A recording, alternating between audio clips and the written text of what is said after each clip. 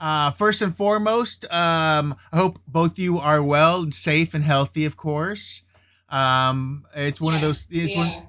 Yeah, it's one of those things where we're all stuck in our own little kingdoms now. So I guess the first question is, what's the what is it you do with your free time right now? You know, you have all this free time.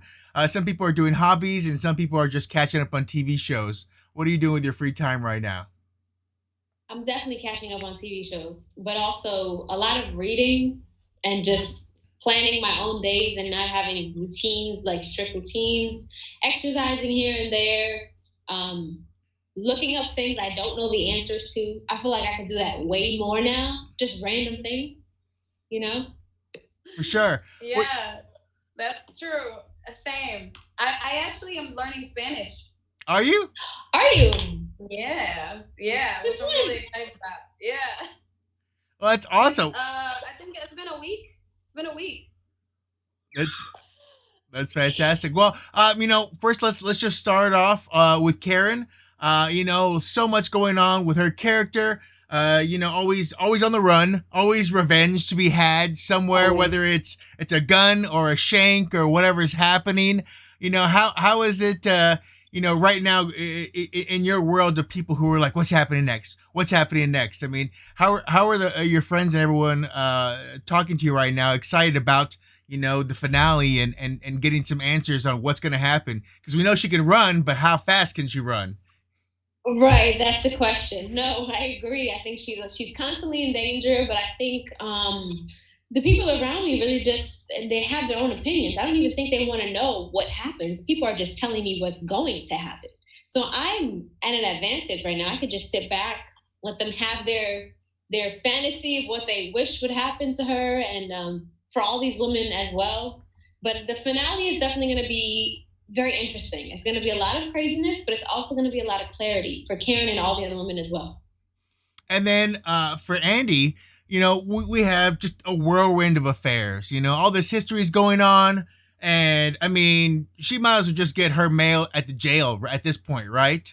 She's like, I'm going to be there anyways. I might as well just go there, pick it up, see how he's doing. And then on the way back, we'll go to Whole Foods or something. I mean, is that kind of her process now? Yeah, I mean that sounds about right. Especially since Andy practices divorce law, so she's not usually in the jail this much. Um, so yeah, she may as well, or at least start doing criminal law. I think maybe that's a career change for her. It's a good idea. And I have to ask too. Of course, it's all the ladies together. But do you guys feel that there is a separate, like even closer? Because I mean, it seems to be that Andi and Karen have their own kind of subset as well. Do you kind of feel that way a lot too? We Yeah, I mean, I definitely. think it's true of a lot of friendships, though. A lot of friendships that are more than two people. You confide in certain people about things that you know that they're going to have the best advice, or at least the advice that you want to hear. Because sometimes when we're asking questions, it's not always that we want to hear that we shouldn't be doing something. It's that we just want support in doing what we really want to do right now.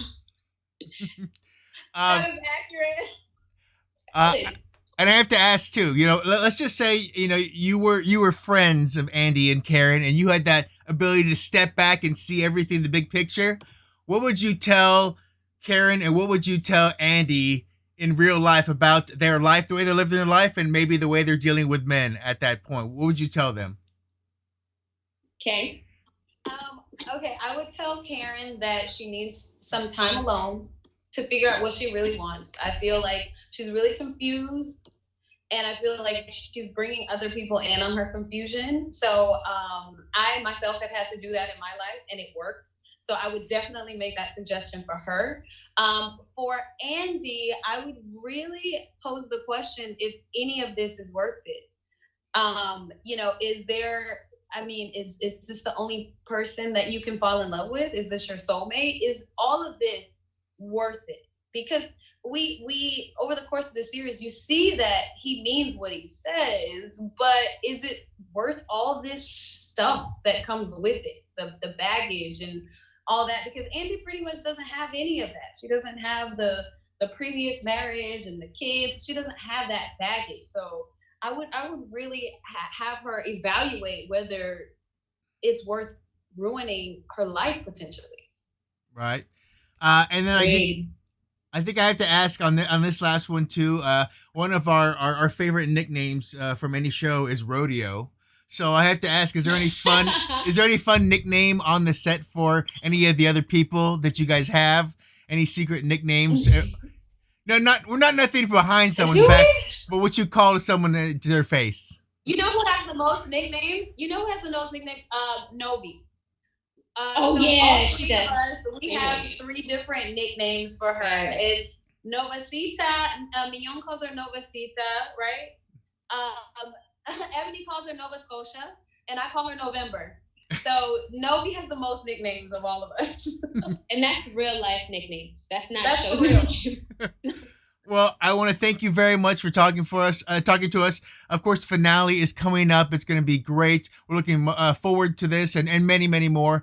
And we hope you had fun throughout the season too, with show and everything too. So we look forward to talking to you in the future about all the new stuff that could come up, as well as any fun plot twists and drama that might ensue. So thank you so much for joining us. Thank you so much for having us. Thank you.